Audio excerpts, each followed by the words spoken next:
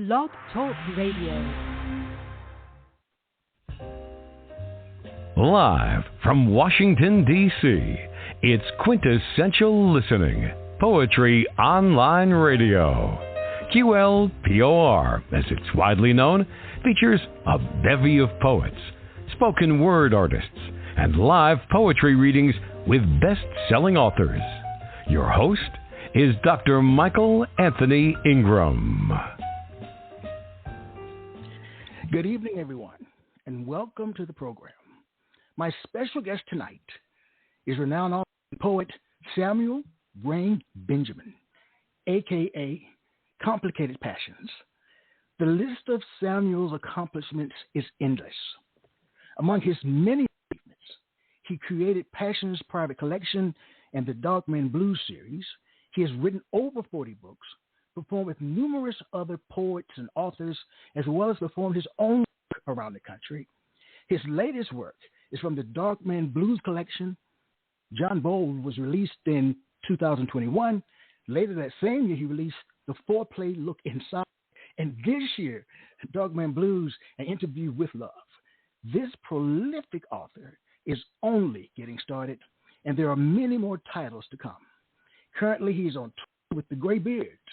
Hello, and welcome to the program, Samuel Rain Benjamin.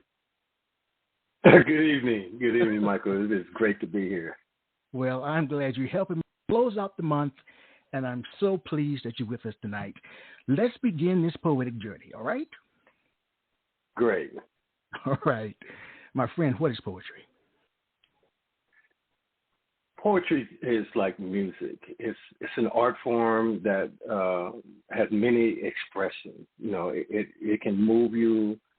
It can bring you to laughter. It could bring you to tears. It can bring you joy. I mean, it's just something beautiful when you can put words together to tell a story. And that's what poetry does. And it plays in so many different arenas because of just what it is. The spoken word, well, actually, that's something different too, but it's actually something beautiful, and that's just what I call it. Right. Tell me more in terms of fleshing it out, what it means to you from your heart. Give me some of the heart piece of it. Yeah, well, you know, when I first started writing in high school, it was totally different to where I am now. And as I grew older, college and everything, it also moved differently. I was writing differently. I was writing about different subjects. And then early 2000s, I said, what is the world missing the most? And then I concentrated on that, and then I started writing love because I thought that was the most beautiful thing that I could give from myself to the world. So that's my gift. Wow. Tell me more, man. That's fascinating. Tell me more, because that is what the world needs is love. And how did that in your poetry, how did you bring all that together? I just want to know. Well, you know, I mean, being a child of the 50s, you know, because I'm up there in age, the music that I grew up with was beautiful. And as I even worked in radio for a while, and then I saw the music change. And then when the music started to change even more, I saw it wasn't being as respectful to women as it could be. Even some of the art that I hear people sharing their poetry is not as beautiful. I have this thing that I say that if it's not beautiful, then it can't be love. Okay. And so I decided that I was going to write beautiful all the time. And that's my mission. Wow. You know, to write as beautiful as I can, because I'm speaking, you know, I'm a son, I'm a father, I'm a brother, and so I need to share that part of me to show them what I've learned, and then just to have a young daughter, I want her to know that love is beautiful too, and she shouldn't expect anything less. Wow.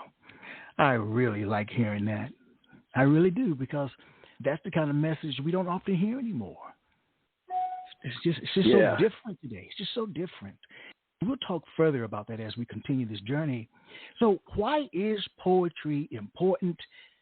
Samuel Rain Benjamin, why is it that we do what we do? Well, I mean, I have my reason, and mainly is to show that love is still beautiful, regardless of what you hear other people say, and way people look at love now, it's not as serious, you know, and I take love seriously, because when one's giving to you and you're giving of yourself, it should be serious. And so in my poetry, I make it just that. I'm going to write something beautiful. I'm going to say the beautiful things. I used to say this thing that I'm going to say the things your man won't say. I don't do that now because I don't have my bodyguard. So we don't do that now.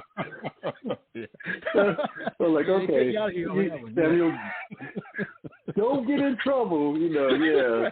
So yeah, but no, it's just that thing, you know. I mean, when you can, if for people who go to open mics, and you should, if you go to an open mic, you're gonna hear entertainment like you've never heard before. Yes. You know, and it's just going to be like that.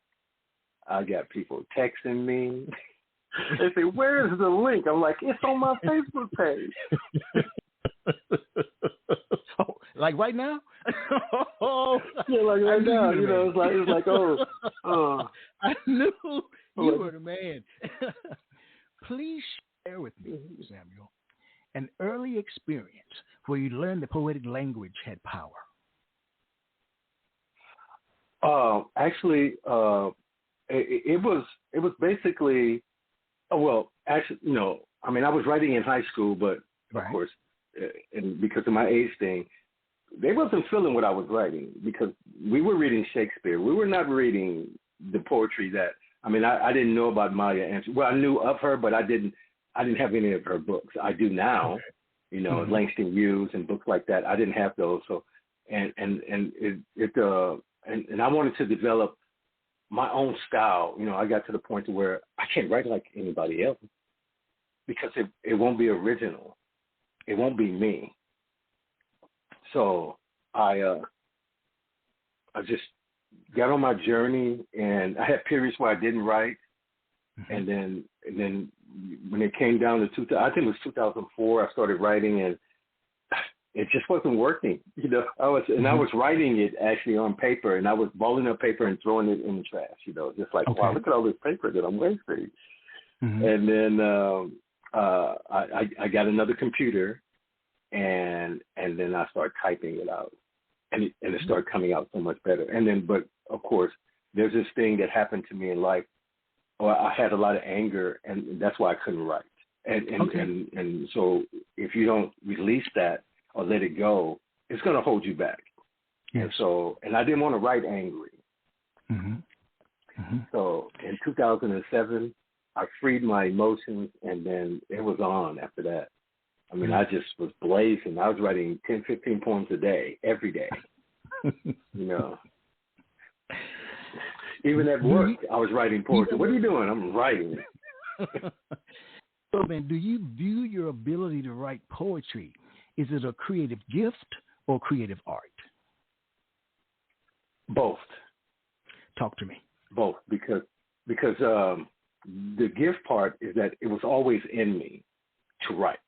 And that gift came from when I was younger. I had a speech impediment. I stuttered really bad, so I wouldn't dare speak out loud, but I could write it down for you. And then the art part of it was just that, because I could take these simple words, and this is my mission. I don't want to use any big words that you got to look up or figure out, what did he just say? No, I'm going to use the simplest words possible to tell you this story, because I'm going to use everyday words that we use every day to tell you this story. Okay. Because you dealt with the speech impediment, what do you view as being the relationship between your speaking voice and your written voice? Because I wouldn't have, if you had not shared that, my friend, I would have never known that. I would. Yeah, no, there are words that I will not attempt to. I could find a word that I want to use, and then I'm like, if I can't speak it without stuttering, then I'm not going to use it. Maybe I'll write a poem to showcase that, but it won't be deliberately. It would be because I only want to give you the real me all the time. Okay. So I'm not gonna fake it, say like, oh, I had a speech impediment, and then fake stuttering. No, I actually still stutter to this day. I just choose my words carefully. so that I don't. But my tone, when I was younger, I mean, I could sing falsetto, you know, I sing that tenor, first, second, alto, all that stuff. And as I got older, of course, the voice changed. And I really didn't like my voice. And then one day, a gentleman from Blogtalk sent me a recording app, and I recorded myself. And I played it back, and I said, "Damn, I sound good." I'm like, that was it. That was all. It was over after that. I'm like, "Oh, snap! Oh, I'm killing it now." You know. And once I heard myself on the recording, I mean, actually, you know, and I recorded it right there in my living room on my computer and played it back, and I'm like, "Man, I sound good." Because I didn't know what they were hearing. You know, people would say, "Oh, your voice, your voice." And I'm like, when I would play back a Blogtalk show, I'm like, that sounds whacked. But they weren't hearing that. They were hearing the baritone coming through, the way I spit my poetry. And I was on the show one time, and Floritry was on there, the artist. Yes. And I spit a poem, and she said, "I understood every word you said, and it was so beautiful." And then I was like, okay, I'm gonna get the big head here. But then I have this thing that I tell folks that no matter how much success I have, every night when I was sitting there writing, and I would write something beautiful, and then I'm like, the next day I have to top that. So I tell them that every night I let the air out of my head so that I could float back to that same level again or above. Wow. And so I'm always reaching to achieve something in my writing, you know, because you're only as good as you was yesterday. And so if you don't put in the work, and I was putting in the work because I was writing every day, which helped me because a lot of the times, you know, when I first started, it all sounded the same. And as I continue to grow and teach myself, you know, let's go back to school, let's take a couple classes, let's learn something. And then we can master this. And then I said, well, I still want to use simple words. And then so that's my mission. All right. Because I was thinking that after having listened to almost 400 poets and other writers, you've got that voice that stands out from the crowd. So, all right. Samuel? Rain Benjamin? Please share a poem. Okay, so something interesting. I could, you know, it's my style of writing is totally different than a lot of people because I'm not a spoken word artist. I'm definitely a poet. I can have a poem that's 30 seconds long, and that would be that piece, and that piece is going to say a lot. Or I could do a group of poems together, and I could tell you the story that they tell.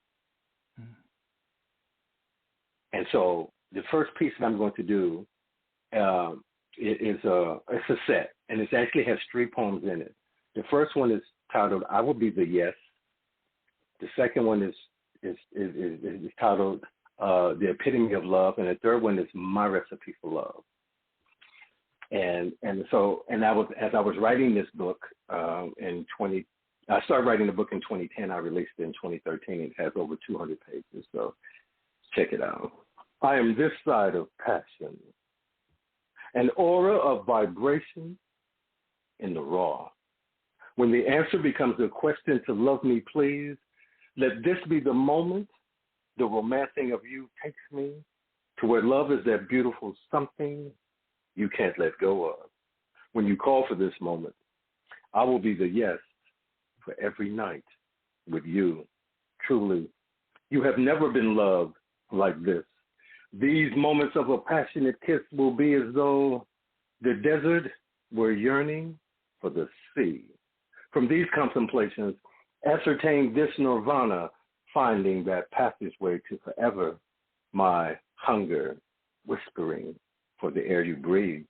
When aroused, become that flower blooming, surrendering the trembling of your body, that I may capture the epitome of you. Imagining your love like this. Now, if I were making love, you would be the only recipe I need. I am to be everything that becomes you. Where my passion is to take your emotions, even your dreams will come. imagine, a caress so sensuous it tempts you to anticipation. Have my desire. As the touch of my lips discovers the essence of your pleasures, capture this moment. Have the me that's into you be the recipe flowing from these very words, becoming everything you have ever dreamed. Have my eroticism for the sexy in you. Yes, you. For all that your love could be, hear the whispers of my wanting. Every moment I'm into you. Say you love me. And from the urge have all these things. From the whispers of my thoughts have this reflection, loving me like you want to. Have these tender moments take you from another lonely night to tasting ecstasy. I want to. For every moment of your desires, you become that storm trembling from the moment you come. Become these passionate thoughts. I won't stop until I'm feeling this event, your love, soft and wet. As I lay it down for the moment you want your love to begin, be taken to the edge of everything, having this be the making of your dreams, and never have another lonely night. I am complicated passion, the voice behind this pen.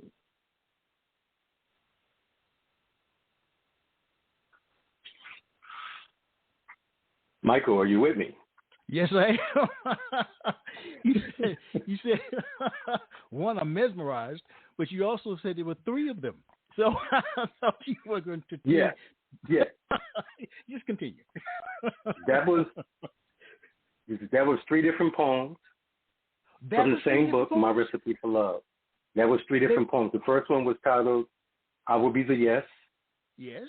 Which started off, I'm Just Out of Passion. The second one was The Epitome of Love, and I said, truly, you have never been loved like this. The third one was, if I were making love, you would be the only recipe I need. You smooth, man. Because they meld together so much. I was waiting on the other two. No. That was definitely, I mean, it's a flow. I mean, an average poem for me, if I can move you in 30 seconds, I have accomplished my goal.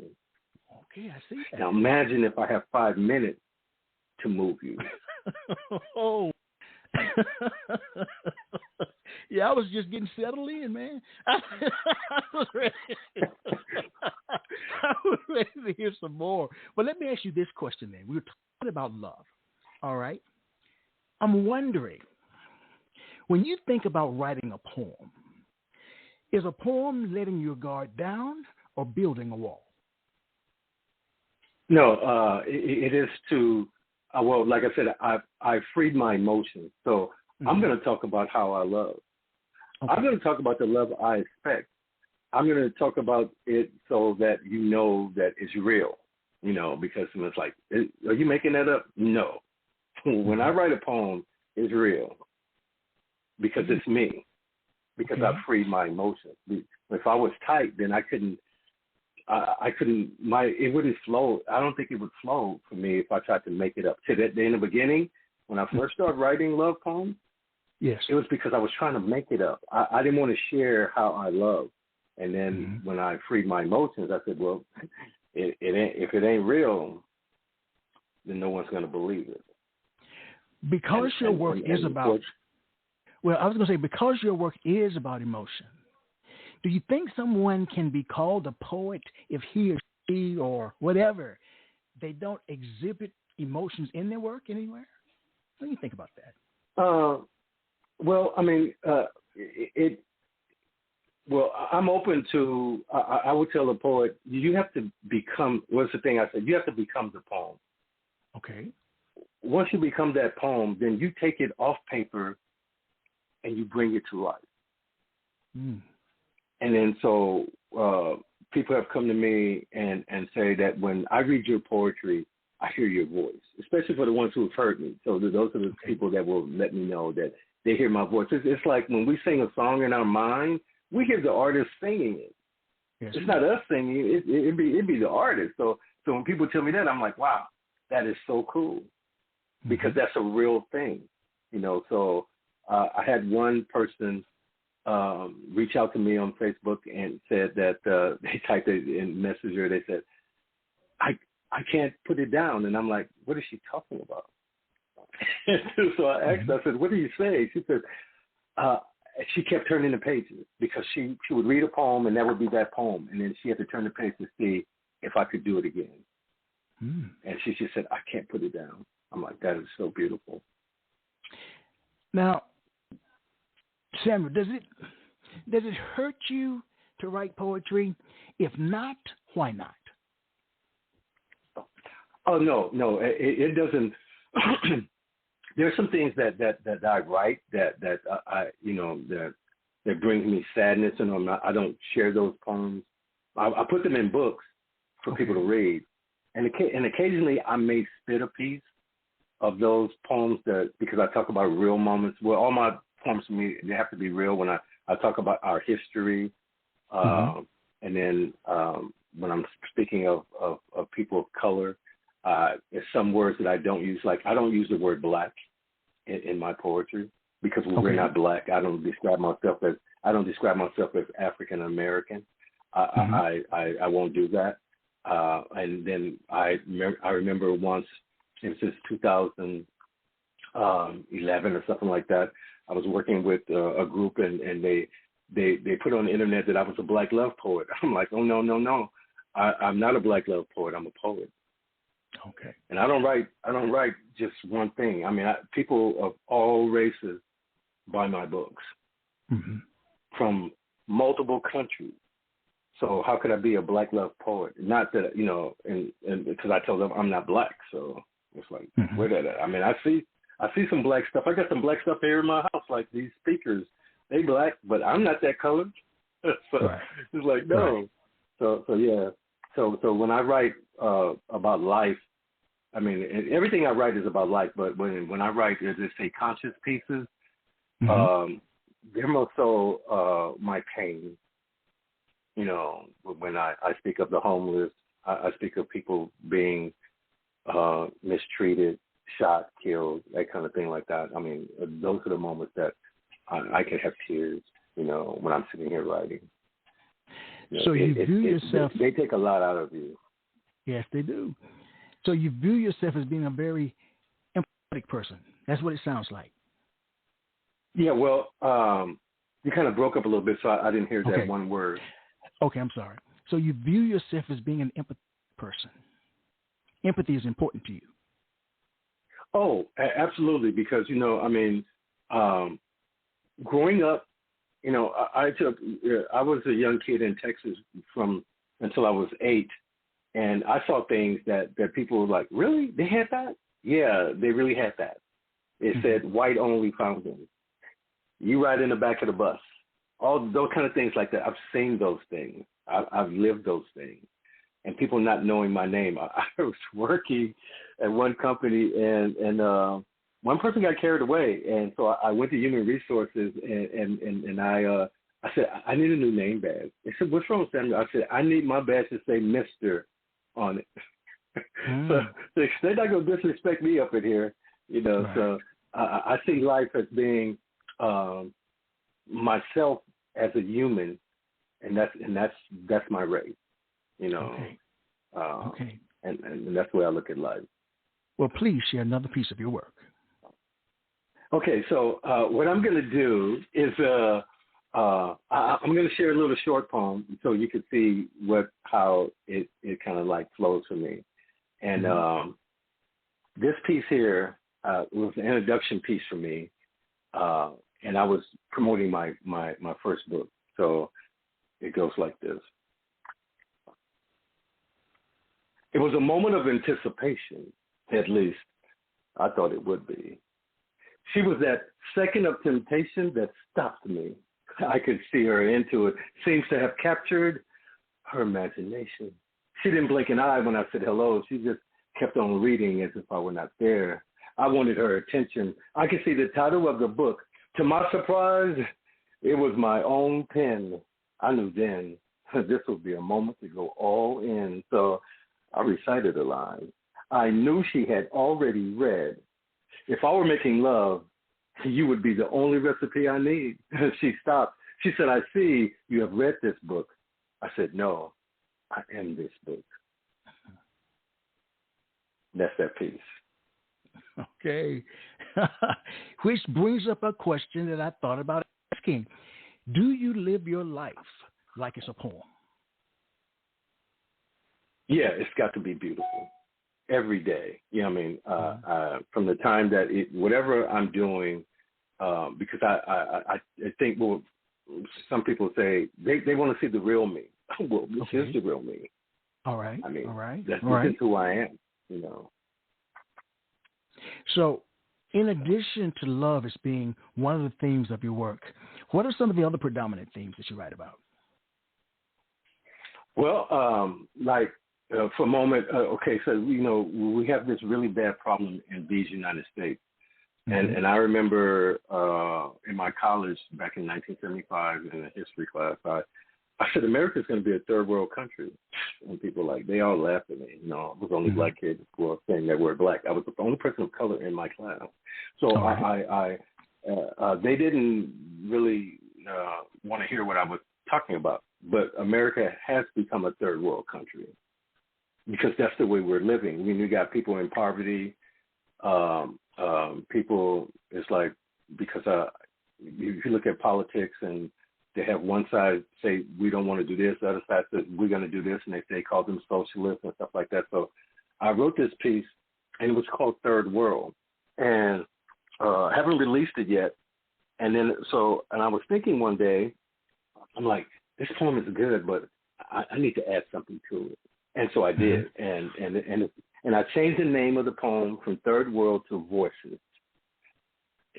And it goes a little like this. All right. I love L.A., not this L.A. The city of freeway mansions graffitied by overpass views. The sun, another day of hell in these streets. The city of homeless, no one gives a damn. Dehumanized, just drive by, priced out for SoFi in the woods. Hunger's on the menu. Night creatures, sidewalk living, can you feed me? Death be the smell they're given. 40 years of show me the money, trying to survive in the city of angels, now devils ruled by demons in blue. Can you hear the voices? One day, it may be you. Dark Man Blues.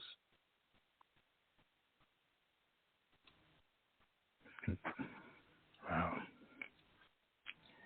You know, must be a night of synchronicity because that's where I'm headed next to Dark Man Blues. What inspired that series? Well, I have a friend in New York, Spanish Harlem, and we have conversations about life, and I wasn't writing pieces like that, you know, until he inspired me. So I wrote this book called Imagining Freedom. Okay. And I didn't release the book. It was a book that I gave away for free. I printed up a bunch of copies. I just gave it to people for free. And so I was looking for something to go with that, but it couldn't be. I wanted to talk about myself and other men of color. And I can remember being on tour, and I was in Spokane, Washington, and these 3 college professors, they were all men of color. And they wanted to sit down and meet with me the next day. I was still in town. And I went and met with them, and they asked me, what is Dark Man Blues? And I said, we are Dark Man Blues. Mm-hmm. And that's how it came out to be. So the Dark Man Blues is a series of books. There are 8 of them, but I've only released 3 of them so far. The next one's coming out is Dark Man Blues and Interview with Love. Okay, there are 8 of them, but you've only released 3. So far. Yeah, I mean, I wrote all these books. That's why I got 40 books, because I got 20 still sitting on the shelf waiting to be published. And okay. So my next 2 books that are coming out is A Prelude to Passion and Dark Man Blues. I retitled it to Finding Me and Interview with Love. Okay. Okay, so Okay, you released 3, and you got 8. So did you release the very first one, or was it the second or third one in the series? You see what I'm saying? How did you go about choosing the 3 that you chose to release them? Okay, so the first one that I released was called If It Were Me. Okay. You know, so it's like when you do something and then, or something happened to you, or you tell, you know, like I have a young son, and I would like, if it were me, what would I do? And so I wanted to get people to understand that, you know, if it were you, what would you do in this situation? Mm-hmm. If the roles were reversed, you know, they make a couple of little movies and make comedies out of them, talking about, oh, he switched bodies and now he's in his body, he's in his body. No, not real. That's not real. Real is you seeing it really happen, and Facebook Live, IG Live, all those things show you real time, real things happening to people of color or just anybody in general in life. And those things, that's primetime TV. You know, when you see something and you was like, wow, I'm glad it's not me. I wrote this poem called Mother's Day, and it was like, and everybody thought it was, oh, it's a Mother's Day poem. Yeah, but it's a Mother's Day of grief because she sent her kids out to play, and they get shot. Mm. And so that's a real life moment, you know, in life, you know. So that's how that started off the Dark Man Blues series. It was love poems. In the first book, it was love poems and conscious pieces because I just didn't want to give you love. I wanted to show you the other side of it as well. And, of course, the election in 2016, because that's when I wrote the first 4 books was in 2016. I wrote 4 books. Well, I wrote 4 the Dark Man Blues books in 2016, and I released them. First set got released in 2018. Then I released one, and then I didn't release the next one until 2021. Mm-hmm. But I had 4, so the next one is coming out this year. Wow. Please share another poem. Okay. This is from a book that's not out yet, and this is called Reading You. Getting to know you. I'm going to read you like writing my next book. As words become lines, I'll be this journey making love through your mind, editing all the moments until you're done, folding pages, taking notes just to review because I want to read over the moments we've come to again. And that's that poem.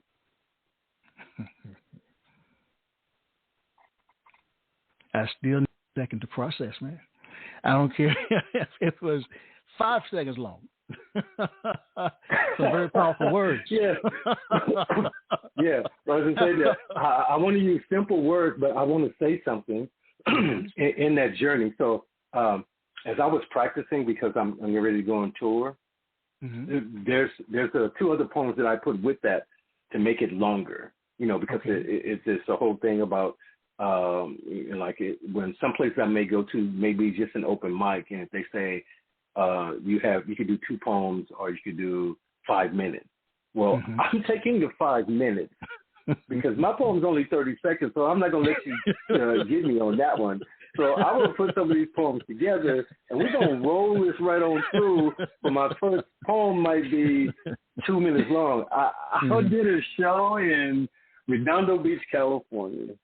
And it wasn't my show. I met the young man when I was on tour. We were inside of Busboys Poets, mm-hmm. and he lived in LA just like me.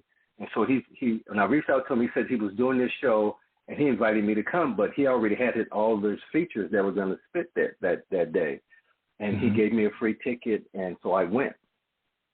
And then he said, if there's time, I'll get you on the mic. Lo and behold, the gentleman walks up to me. He says, you got 3 minutes. I'm like, okay, that's cool. I'll take the 3 minutes because mm-hmm. I wasn't a feature. But I was going to spit because I wanted to let them know what time it was.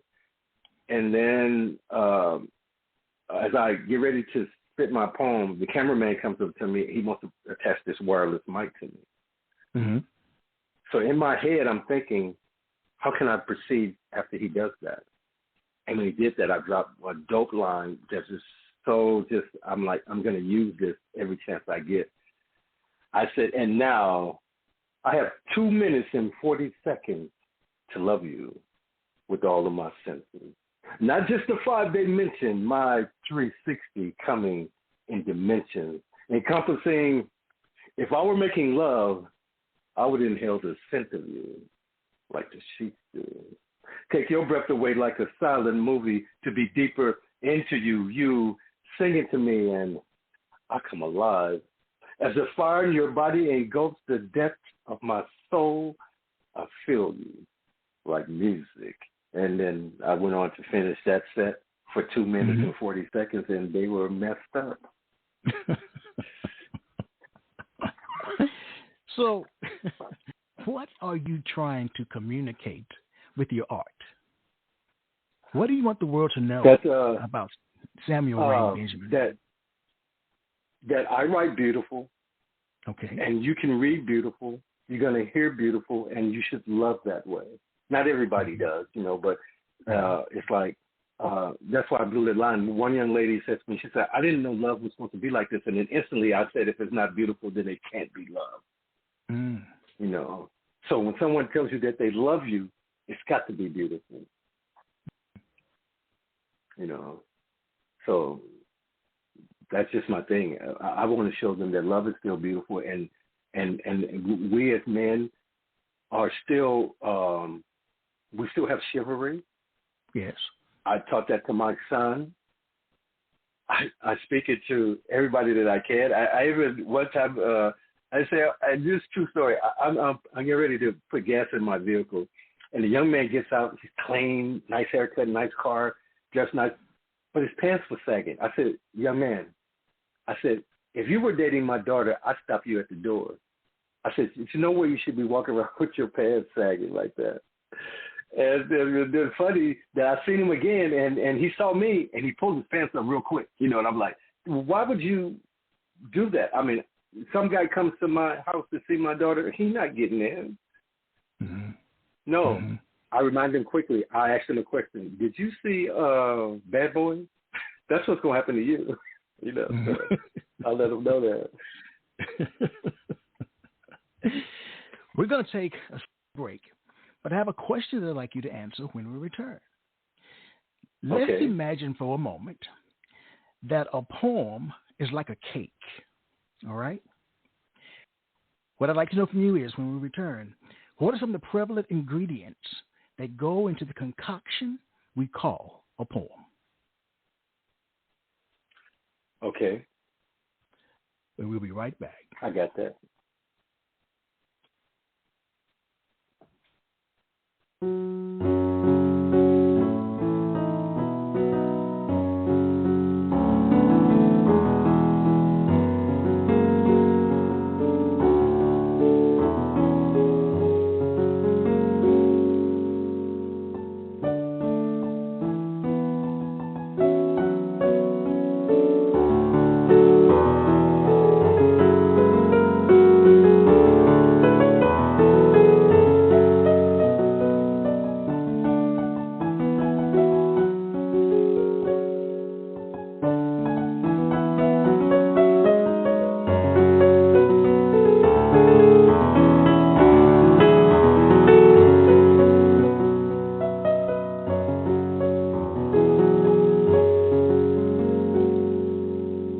Back.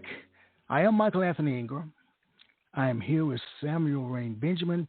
This is a call-in show, and if you would like to talk to Samuel, the number is 646-787-1631.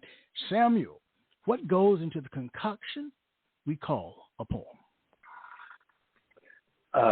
Well, every piece that I write the title first. Okay. And then from the title, I create my first line, which in turn creates my second line and my third line and my fourth line. And what I teach is that your first 4 lines of your poem, when the person is reading it, has got to pull them in. If you're not going to pull them in the first 4 lines, they may not read the rest of it.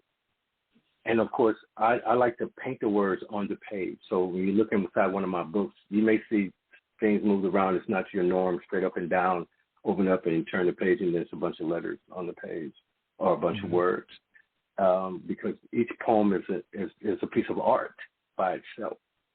So it's got to stand out. And so I put a lot into the ingredients of making my poem. So there's a beginning, there's a body, and then there's the ending. I remember once spitting at a place here in Long Beach. It was called the Griot Café. And the host stopped the show and said, I don't know if you guys know this, but every one of Samuel's poems have powerful endings. And so, and then, of course, me writing short poems, I have to put a lot. Well, not just a lot, but I have to say it a certain way to where what I give you in 60 words is just as powerful if I spit for 5 minutes or 3 minutes, because I'm not a spoken word artist, but I can entertain you with my work. So I have to give you this recipe. You know, this is I titled my first book, My Recipe for Love. But this is my recipe for love. These pages is like a cookbook. And every poem is a moment that you've probably lived yourself. And then you're going to remember something. You read one of these poems, you're like, I know this story. I've done this.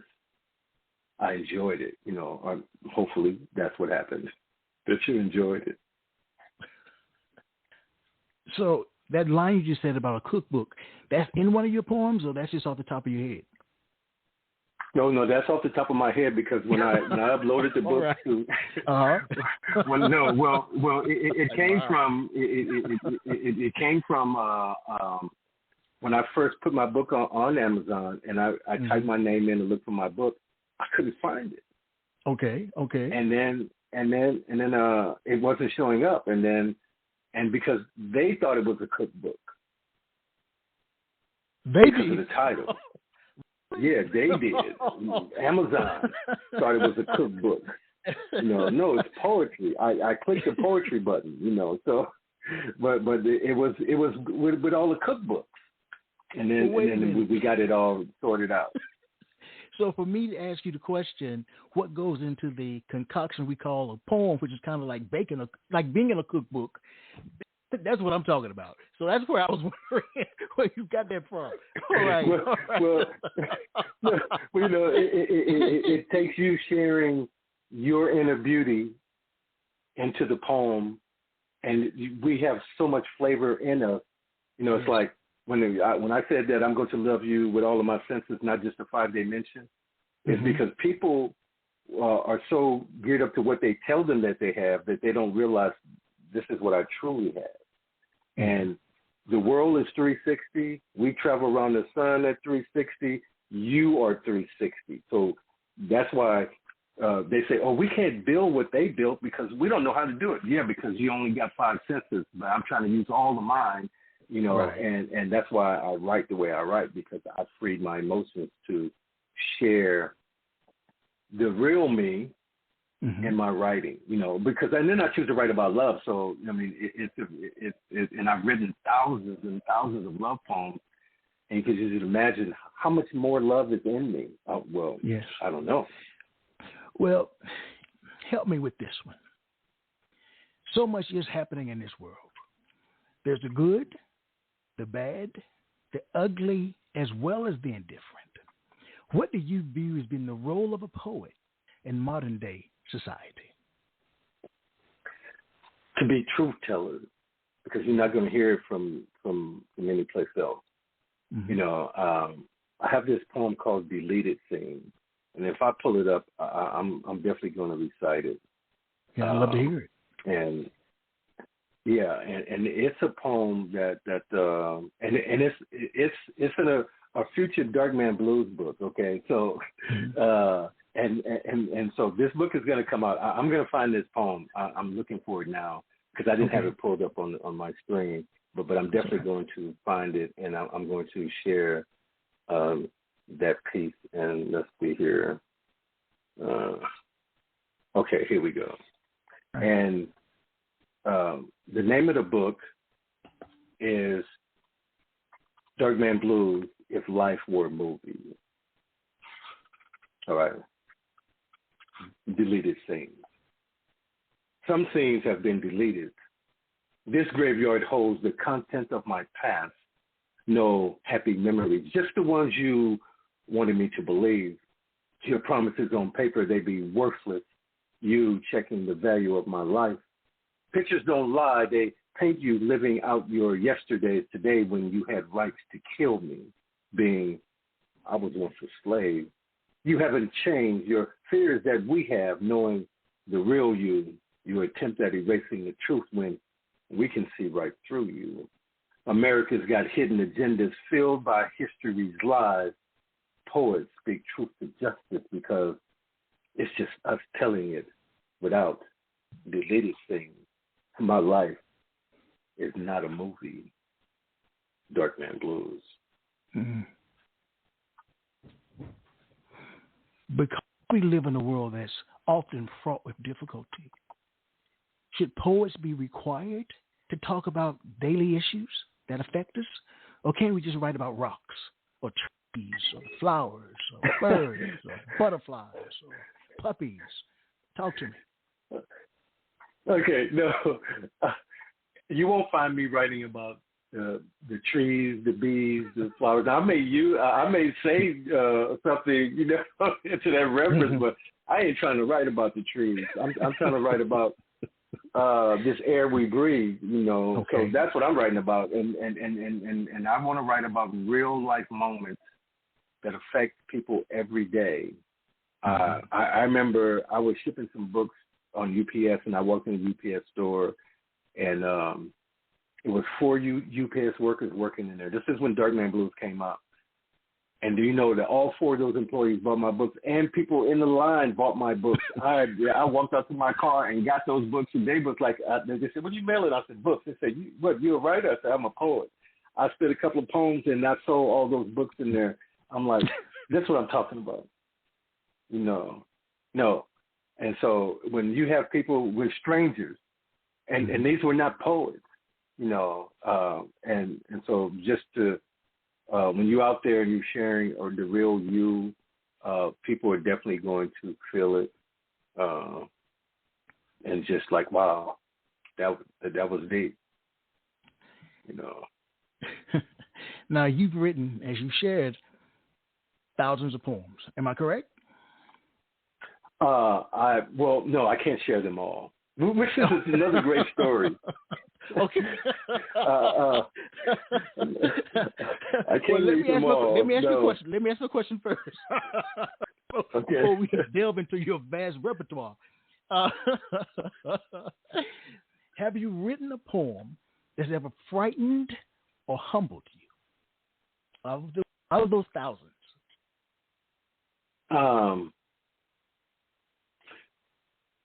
Yeah, I mean, there's a poem that I don't recite it. I have to pull out the book and actually read it from the book. So I'm going to grab a Dark Man Blues book.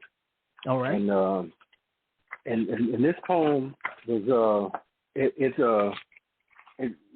one that I wrote it in 2016, and I was like, it's so moving that and by me having a young son. And he was 6'2", he's 6'2", he's got dreadlocks. Well, he had dreadlocks at the time, and my little guy wanted to be out. And I'm like, dude, wherever you are, I will come pick you up. You don't walk the street. When you hang with your friends, I need to know where you are. I need to be able to track you on your cell phone. I need to know everything. I drop you off at school. I want to come pick you up. I remember when my son was younger, he said, "Am I ever going to get a chance to walk home?" I said, "Never."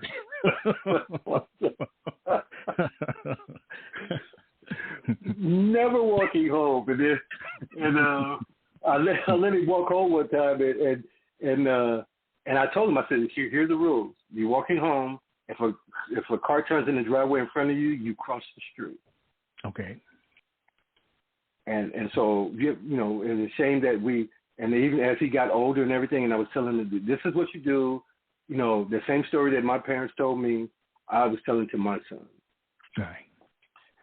And so, those are the moments. So I wrote this poem called Black on Bloodstains. And it incorporated a lot of different things that happened in 2016, but that also could have happened to, my child because he was still a child in 2016. So, black on blood stains. Can't hide the past.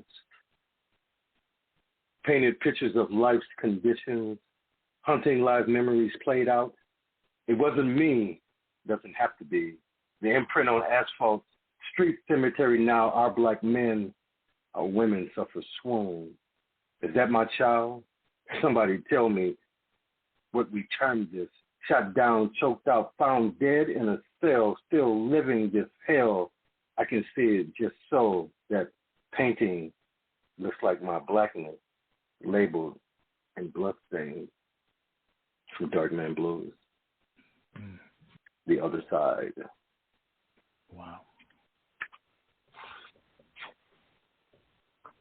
So, I was like, I fear, it's like, I didn't want my son to be a clone of my father's past. Okay.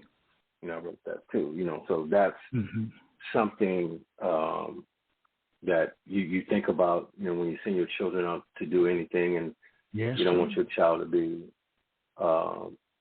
something that's going to happen. Because, growing up, some of the things that were said to me growing up as a child by other people, I'm like, wow, I'm never going to look at life like that. And because we're people that we do bad things to ourselves, we very seldomly do them to others.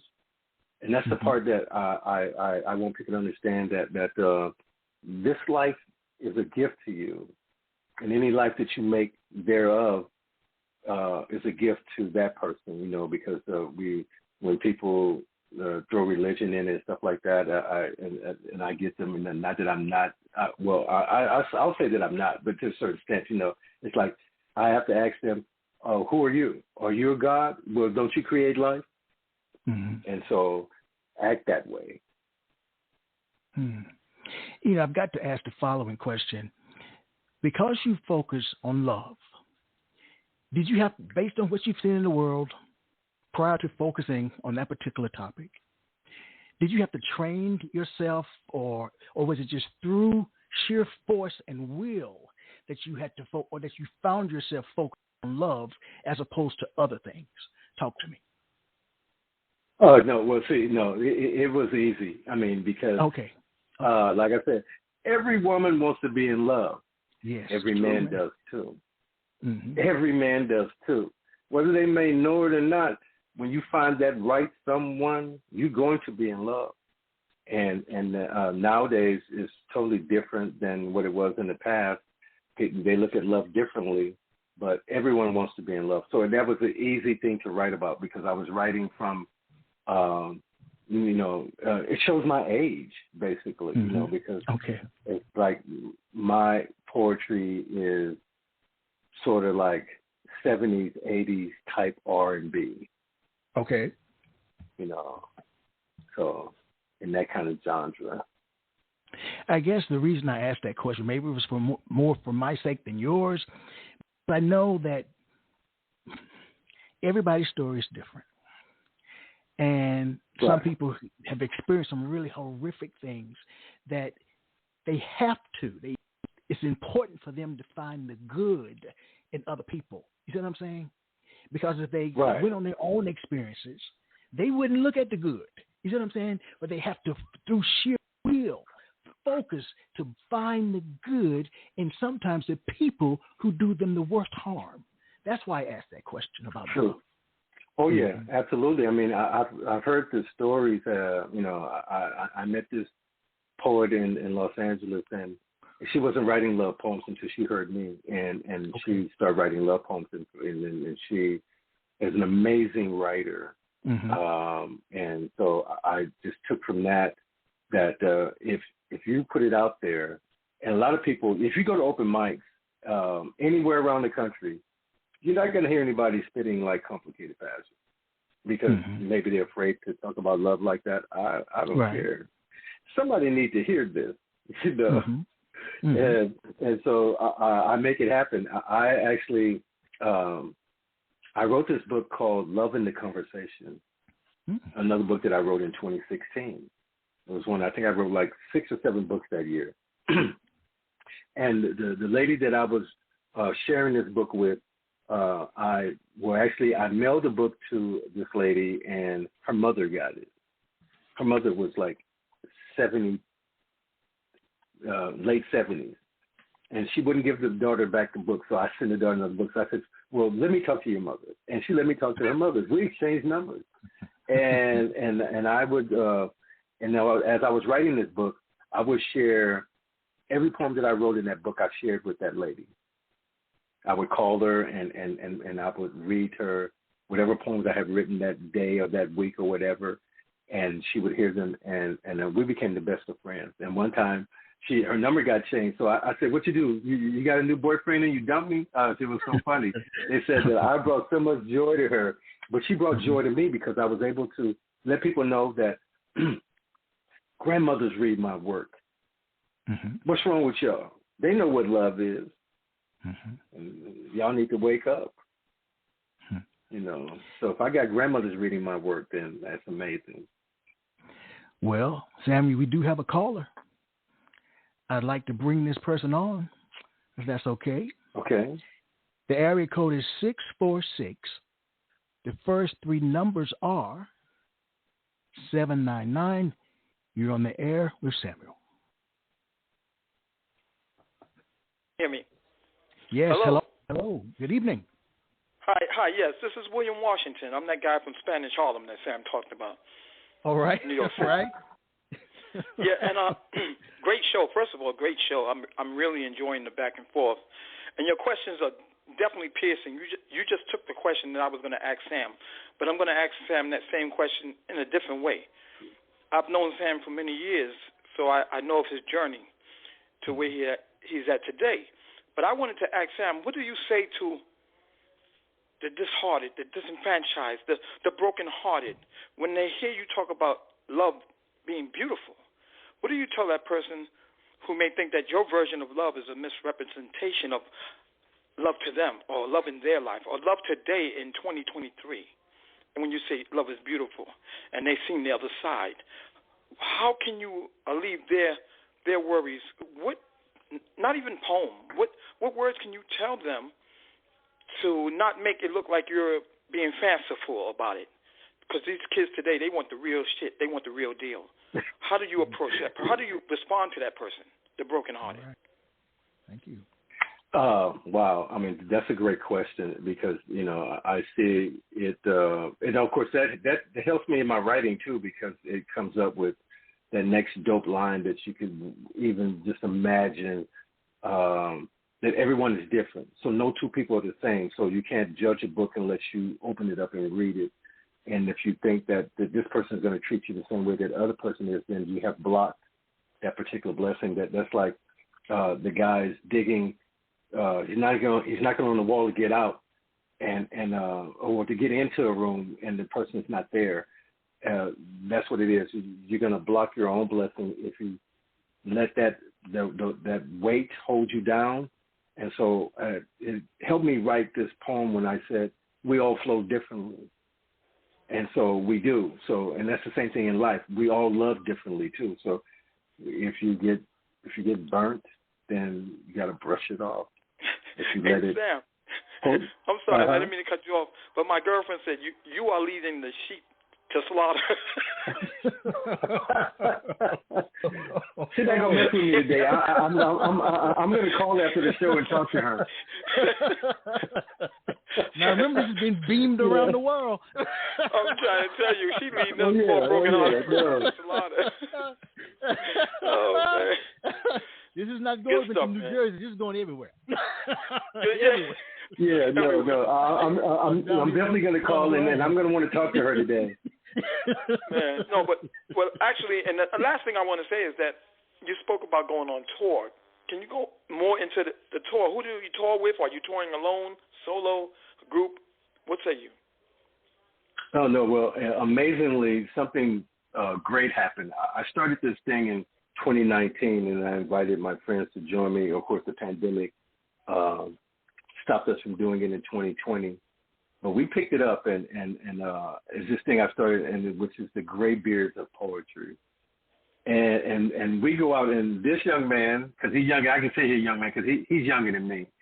As a great writer, he's given me some dope lines.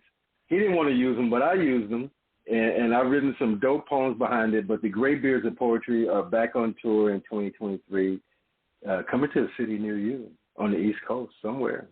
You know, the DMV, Atlanta, North Carolina, New York. We're gonna be there. So yeah, I'm on tour with. Oh, okay. No, it's 5 of us. We don't all travel, but the majority of us will travel. We have a poet out of Long Beach. His name is Daryl Lewis. His subject matter is his stage name. We have William Washington out of Spanish Harlem. We have Mr. Speaker out of the DMV, and we have Sir Lawrence out of Atlanta, Georgia, and of course then myself, Complicated Passion. So, and wherever city we go to, there can always be a graybeard in that city. They just need to reach out, and then we'll make some type of arrangement to include them into our show. Right on, right on. So you saying that anybody that has a gray beard can be a part of your show? No. No, I got one.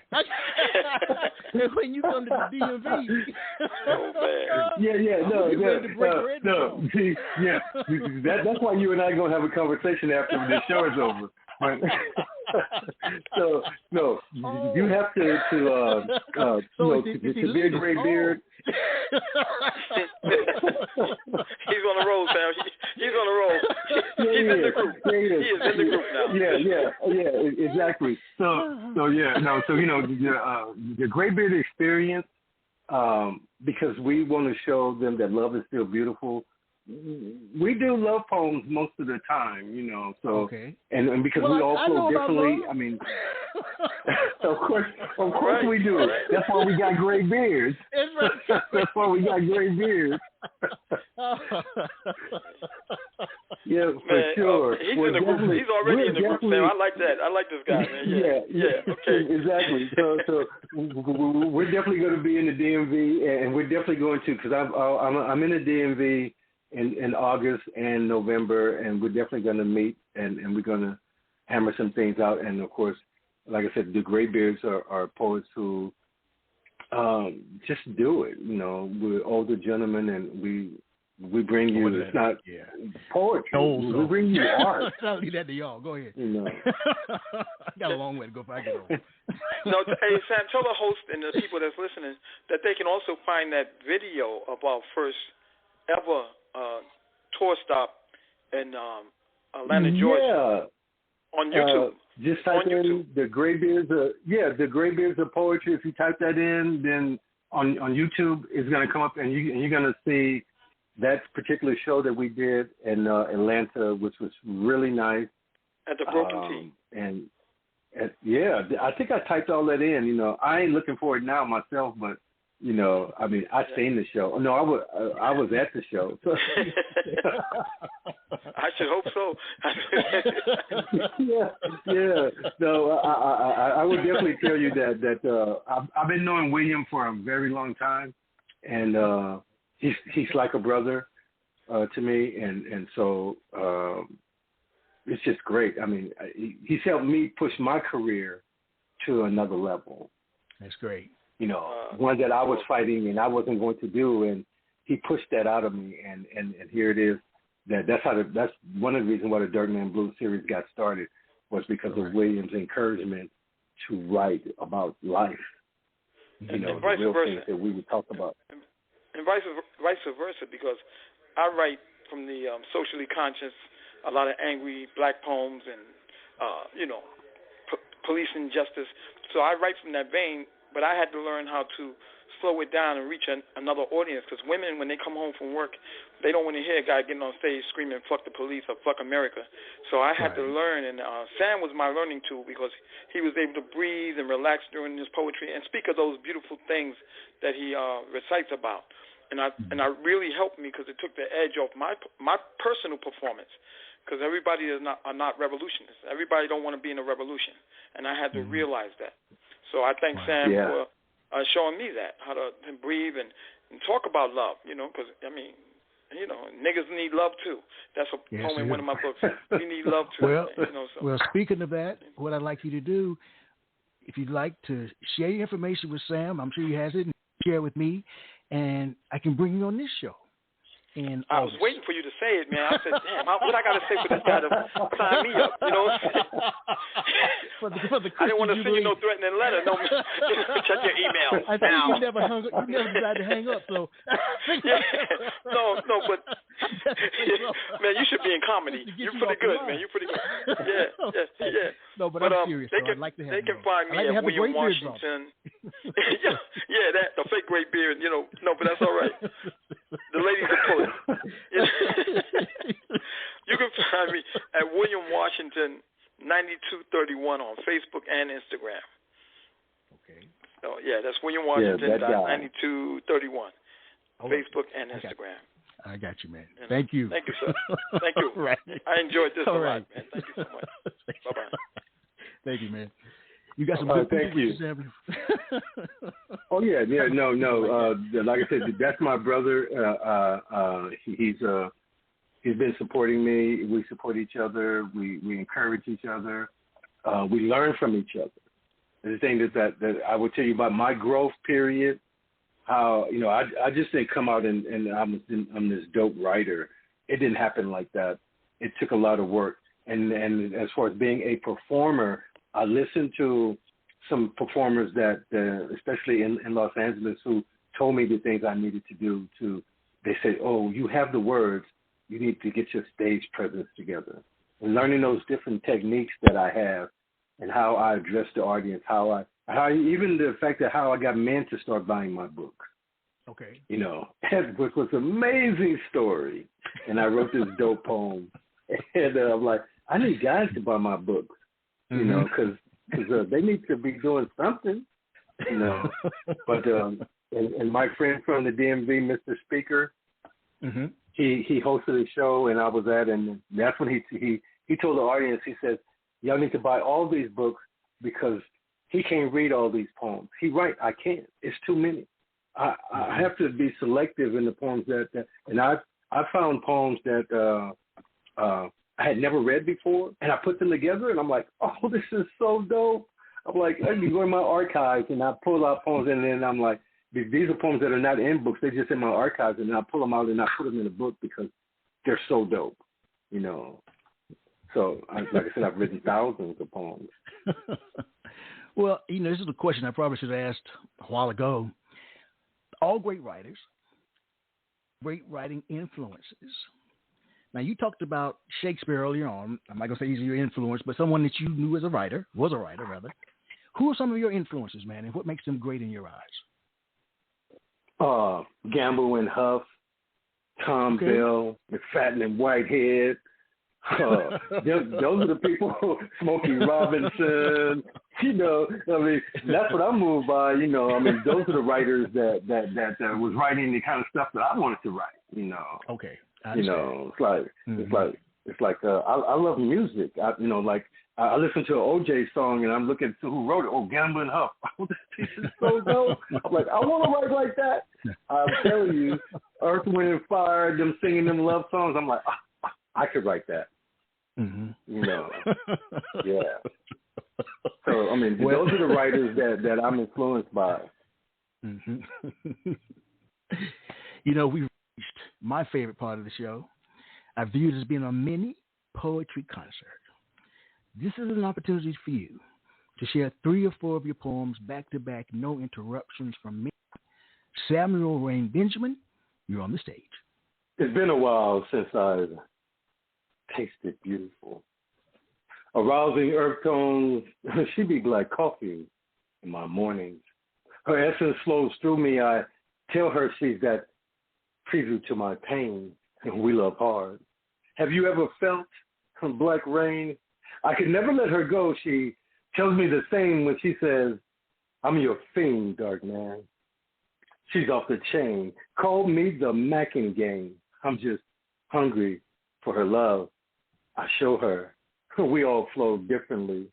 Some of us flow rhymes and call it therapy. Now, I've been touring around the country, heard poets try to sound like Taalam Acey. So somewhere in here there's a rewind. It will be complicated passion, making love to your mind. This might take a little time. We won't call it a sin. You just need to give in, like touch me like I'm going to touch you. You see, I'm looking for that proper beginning with a dope end. I won't stop until you're through. You see, I'll need you to come too. Now, back to flowing rhymes like therapy. She said my words have waves, so I took out my pen like she asked me.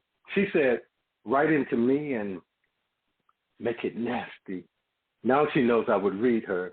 It felt good discovering myself. True story, this past forgotten, these ancient memories feeding my soul. I wanted more, and she was giving. Inviting me like home, she shared her emotions, leaving echoes on wall paintings. I spoke her name. She's dark girl magic. It wasn't her appearance I fell into, thinking this what makes me. She was that dare I needed, I had to. She spoke her mind, and I don't mind the inner beauty moves me. I could taste the hunger. After all she's temptation, if only she knew, dark girl, I'll be loving you with all of my senses. Not just the 5 they mentioned, my 360 coming in dimensions, encompassing, if I were making love, I would inhale the scent of you like the sheep do. Take your breath away like a silent movie to be deeper into you. You singing to me and I come alive. As the fire in your body engulfs the depth of my soul, I feel you like music. Now, Quintessential Radio, y'all got my pen inking. So I'm adjusting my flow. Hear this like you want to be part of me. Call me temptation, yes, I'm a fiend out to get it, if this be my theme. In these lines, read my mind. You know what I mean. So Big Day, and buying my books in Japan now. I got them hungry for me. Sounds like R&B. They even dubbed me the Will Downing of poetry. And to think, I'm just complicated passion, the voice behind this pen. Thank you. That was all 3 or 4? That, sir, was 7 poems. you need to warn you, man. There's more. There's more. I mean, it's like okay. So let me drop this one. Yeah, drop one, please. Okay. So I didn't even have a chance to drink my glass of water. You were done. It was so smooth. Yeah. Oh yeah. I mean, it just. Let me tell you this story. Okay. She needed a bedtime story. It was more than wine and candles she would hunger for. I thought for a moment how passionate this was going to be. And then she whispered, read to me. She left a hint on the nightstand. I knew she had been reading. Little did she know, I was reading too. I took book in hand. Just before I opened it, I recited a line. I'm going to love you like a blind man would do. Every line curves too while painting my imagination. You see, I close my eyes when I hold you.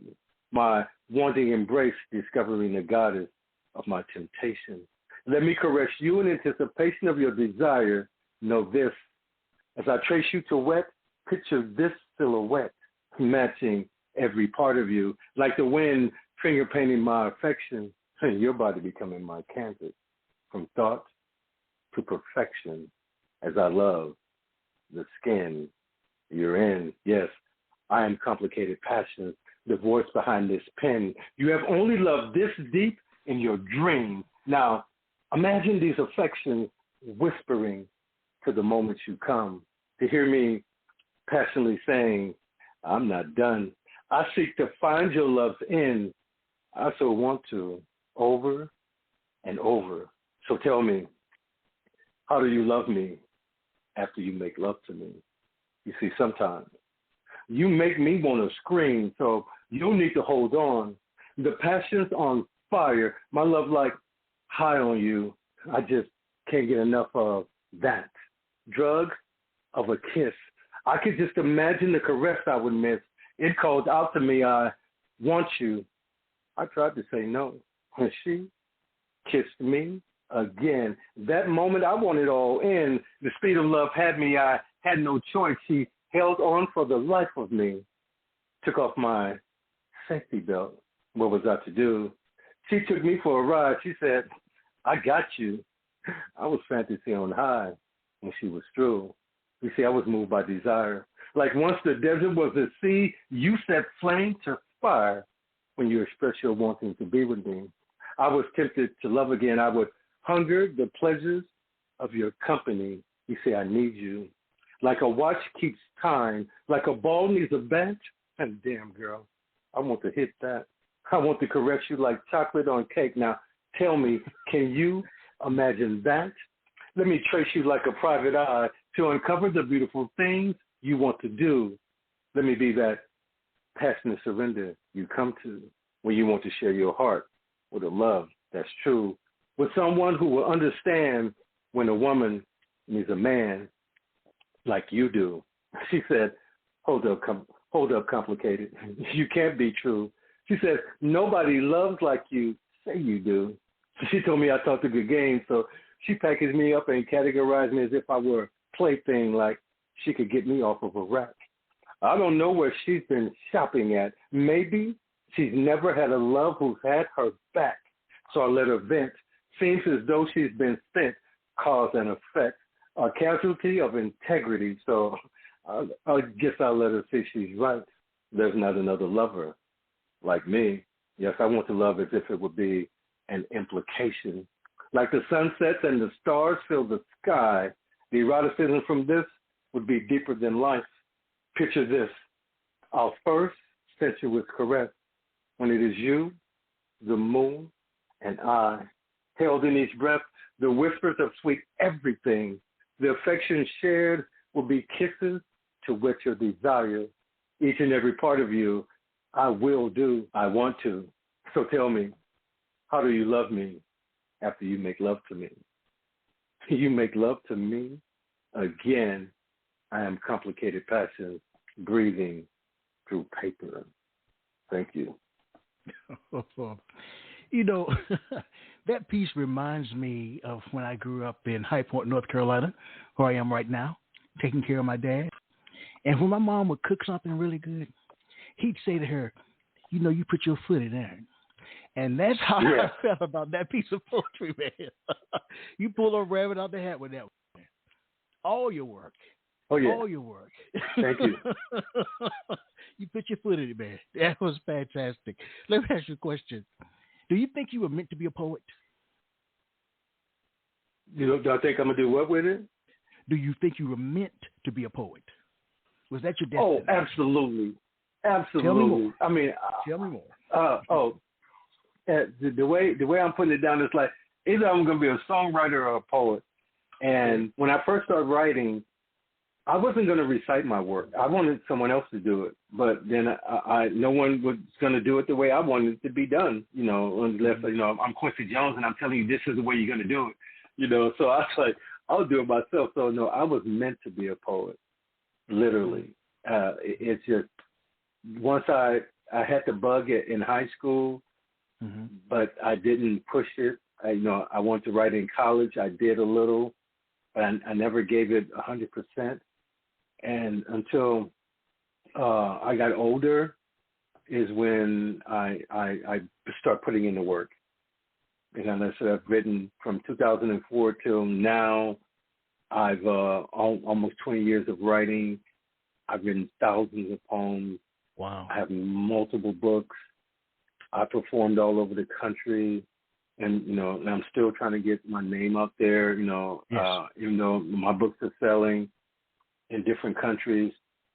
You know, I'm not on that you can find me. People aren't reading it, you know.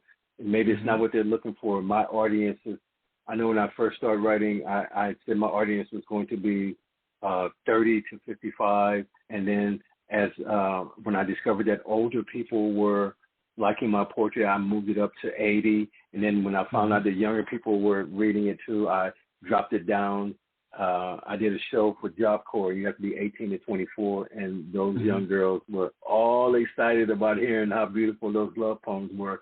Looking at all of your men like, you don't talk like that. I'm like, no, because they don't have no experience yet.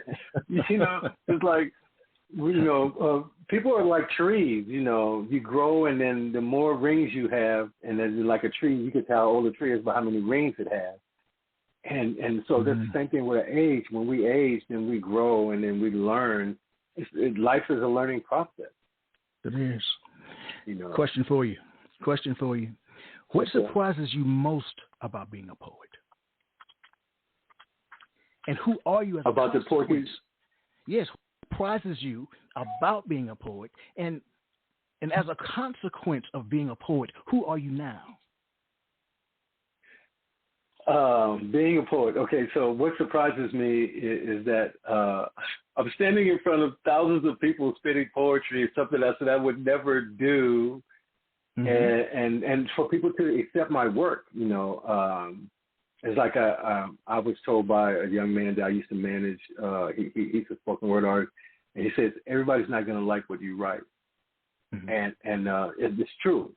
So you have to find your audience, and that's why I chose to write about love, because I know that every woman wants to be in love. So let me tell them something beautiful, and let them see that love is still beautiful. And yes, men think like this, and sometimes they say, oh, you should be teaching class to teach these men. No, I can't teach. That man's got to teach himself. He's going to learn from experience, and we all learn from experience. So poetry for me, I write about real life moments in my life, the love, the hurt, the pain. I write about those things, and I don't share them all. You have to read the book, you know, because I can't recite all these poems. I only could do so many, and then when I'm on the road, I only want to do love poems when I'm on the road. Only. It's like, you're gonna see me spit, it's gonna be a love poem. I was in Houston one time, and I signed up for this open mic, and so I walked over to meet the host to introduce myself, and I said, I'm Samuel Rain, and she said, I know who you are. Like, what? I thought I was famous then. I was like, oh shit, I'm famous now. Dude, somebody know me? Oh yeah, it was amazing, you know, and it just made me feel good, you know. Yeah, I understand. So if poetry or writing were both banned tomorrow, what would you do creatively to express yourself? We're going to war, because you ain't banning poetry. So it's like, okay, so you can ban all that other stuff you want to ban, but you're about to have a revolution. Remember, they tried to burn books before, you know, that ain't happening. Right. That ain't happening. We're definitely going to war. I mean, that's why they're afraid of. That's why poetry, you know, it's out there, and it was great that a poet won America's Got Talent. But they ain't wanting to hear the truth. They want you to write about the birds and the trees and the water and the flowers and no. I want to tell you in this poem that I'm not going to be a clone of my father's past. You can't treat me that way, you know, in real life. You know, it's like when my name is Mr. When you address me. You don't know me, so it's either sir or Mr. Then you can get my attention. If you call me something other than that, then we have a problem. Right. You know, so life itself is, it's like, I remember it's a Stanley Clarke song, life is a game that we play. Well, if we plan this game, I'm out to win. And whatever I do, you know, if it's writing poetry or teaching or talking to young people, raising my kids, living with my family, meeting new people. Like, if I had not come on that show that you were featured on, we maybe not have crossed paths. No. But we did. So it was meant to be. Yeah, and so it was great, you know, and I've been excited ever since, you know. It's like, and so that's when I reached out, you know, and I'm glad that she reached out to me and giving me this opportunity. Like, there are more shows. I mean, with so many shows, I'm like, I know this person. I know that person too. I'm going to listen to their interview. You know, I just haven't done them. You know, they have this certain amount of time a day. And I'm just like, okay, this show's an hour. I can listen to a couple of shows. And then I can play them and I can see how it goes. But they were all great. You know, thank you. All the people that I heard. I mean, I was excited. Well, we're going to add this one to the pantheon of shows, man. Where can we find it? Where can we buy it?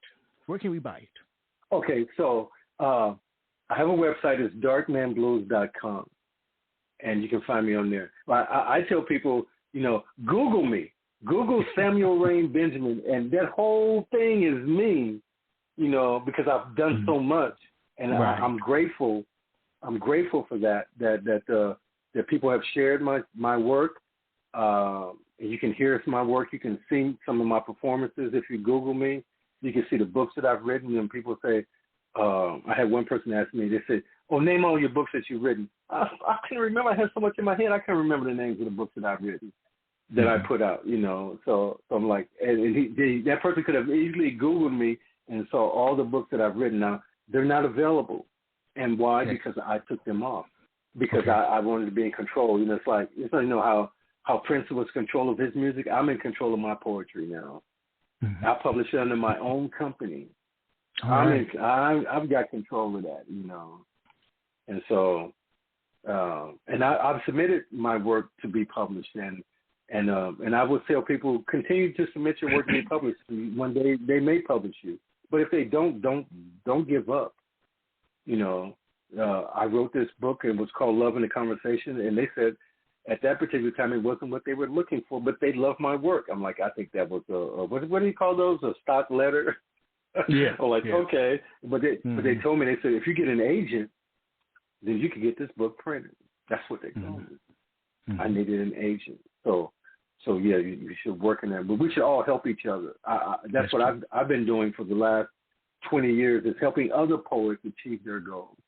Right. It's always been my mission. Right. It's not about me. It's not about me. Where do you go from here? What's next creatively? Well, I started this company, Innate Divinity Books. I'm on a mission, and my mission is to become a major publishing company. All right.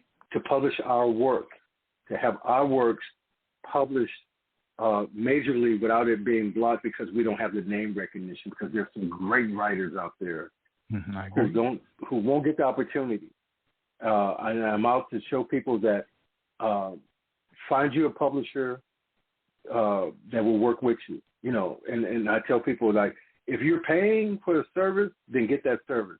But you want to own the rights to your book, because if someone else owns the rights to your book, they might not be fair to you. And my whole thing is about being fair, because there's something that my grandmother told me: when someone mentions your name, make sure that they always say something great about you, because you've done good things.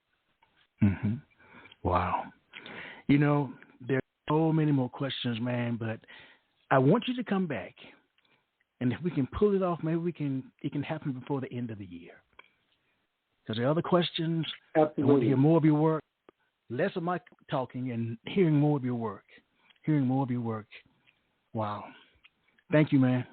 Oh, there's so much. I thank you for the opportunity. You know, I mean, this is like, I'm going to go on tour. I have a show. Well, my first feature is I'm going to be doing a feature in August on the 5th, and then I'll be in the DMV. That same week I'll be in the DMV, and then I'll be in New York. So, yeah, I'm going to be out there. Well, when you're in the DMV, because you know I live in Washington, D.C., I'll have to find you. Okay? Okay. I will definitely reach out to you. All right. For sure. Thank you. All right. Well, listening audience, like I share with you every time we're together, let poetry ring somewhere throughout the land. Good night, Samuel. Good night, Michael. Thank you. Quintessential Listening, Poetry Online Radio, is available on iTunes, Spotify, SoundCloud, and Stitcher. You can also check out the website at qlpor.com.